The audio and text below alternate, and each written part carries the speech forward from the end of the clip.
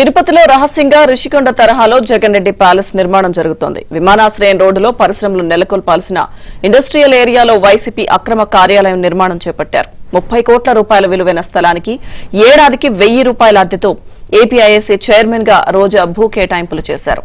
ఇక అనుమతులు మంజూరు చేయడంలో ఒకే కులానికి చెందిన అధికారులే కీలకంగా ఉన్నారు.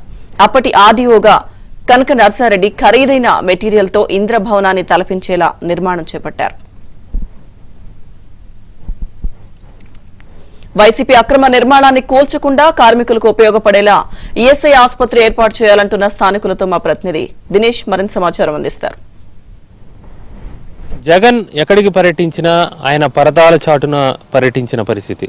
ఇప్పుడు మనం తిరుపతిలో ఒక విచిత్రమైన పరదాన్ని చూడబోతున్నాము.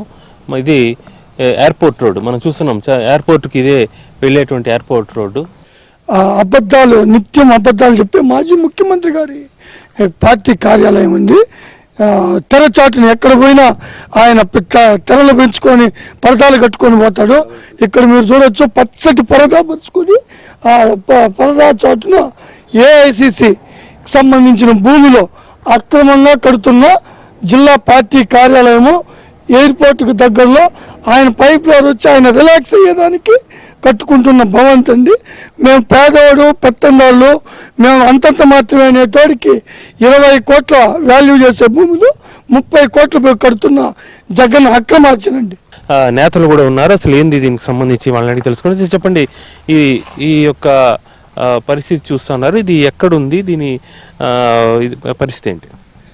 ఈ స్థలాన్ని వైఎస్ పీరియడ్లో ఏపీఐఎస్సీ పేరుతో, ఇండస్ట్రీస్ పేరుతో కొంతమంది బడా నేతలకి, వాళ్ళకి ఇష్టం వచ్చిన వాళ్ళకి తక్కువ రేటుకంతా ఇప్పుడు కట్టబెట్టేసినారు.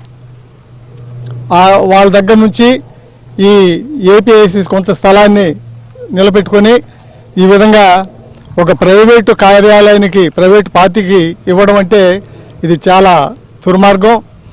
ముఖ్యంగా ఇక్కడ దిగువ పారిశ్రామిక వార్డు ఉంది. ఈ విమానాశ్రయం పక్కన ఉన్నటువంటి ఈ స్థలం ఎంతో విలువైంది. ఈరోజు దాదాపు ఎకరా 5 నుంచి 7 కోట్ల వరకు విలువ చేసే స్థలం ఇది. ఈ స్థలాన్ని వాళ్ళు కేవలం 1 ఎకరాకు 1000 రూపాయల లెక్కన బాడుగుతో, నామినల్ రేట్తో ఈ స్థలాన్ని కూడా పార్టీ కార్యాలయాన్ని కట్టబెట్టి ఈ యొక్క విలువైనటువంటి ఫ్యాక్టరీలకు చెందిన ఇవ్వాల్సిన ఈ స్థలాన్ని ఈరోజు వాళ్ళ సొంత పార్టీకి ఒక ఇంద్రభవనం లాగా ఇక్కడ కట్టుకుని, ముఖ్యంగా ఇక్కడ మెయిన్ రోడ్డు, ఎయిర్పోర్ట్కి పోయే మెయిన్ రోడ్డు, ఆ చెట్లు అంతా కూడా అడ్డం ఉన్నాయి. వాటంతా మళ్ళీ ఇక్కడ ఫ్యాక్టరీ ఇది పూర్తవుతానే, ఆఫీస్ పూర్తవుతానే అక్కడ ఓపెన్ చేయడానికి కూడా సిద్ధంగా ఉన్నారు. అవంతా కూడా ఎవరికి తెలియదు, అంతా కూడా మేము ఇప్పుడిప్పుడే గమనించినాము.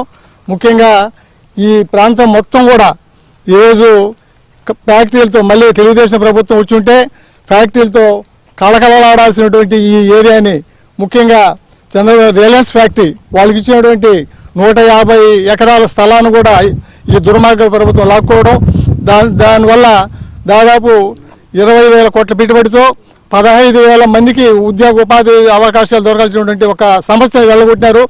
అదేవిధంగా వీళ్ళ దెబ్బకి ఎవరు కూడా మళ్ళీ ఫ్యాక్టరీలు ముందుకు ఇక్కడ రాలేదు.